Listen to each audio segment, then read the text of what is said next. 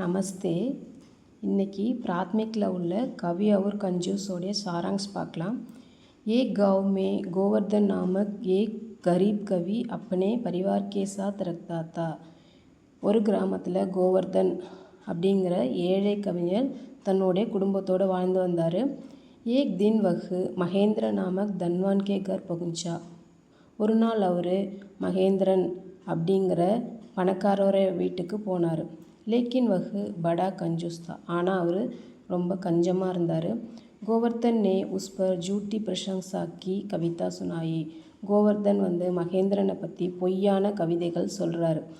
इसे सुनकर महेंद्र ने अपने नौकर से गोवर्धन के लिए सोने की थाली और 100 अशर्फियाँ ले आने को कहा.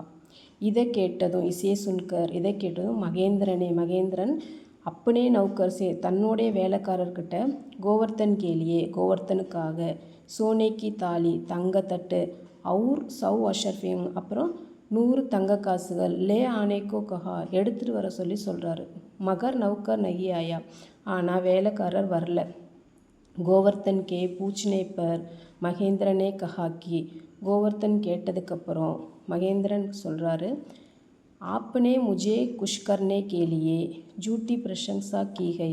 நீங்கள் என்ன சந்தோஷப்படுத்துறதுக்காக பொய்யான கவிதைகள் சொன்னீங்க. உசி தரக் அதே போல் ஆப்கோ குஷ் கர்னே கே லியே உங்களை சந்தோஷப்படுத்துறதுக்காக மைபி ஜூட் போலா நானும் பொய் சொன்னேன். கோவர்தன்கோ காலி ஹாத் கர் லவுட்னா படா, கோவர்தனுக்கு வெறும் கையோட வீட்டுக்கு ரிட்டன் வர வேண்டியதாக ஆயிடுச்சு. சீக்கு कंजूस भूलकर भी कोटी दमड़ी तक नहीं देता. கஞ்சக்காரர்கள் மறந்து கூட ஒரு இம்மி அளவு கூட யாருக்கும் தரமாட்டாங்க.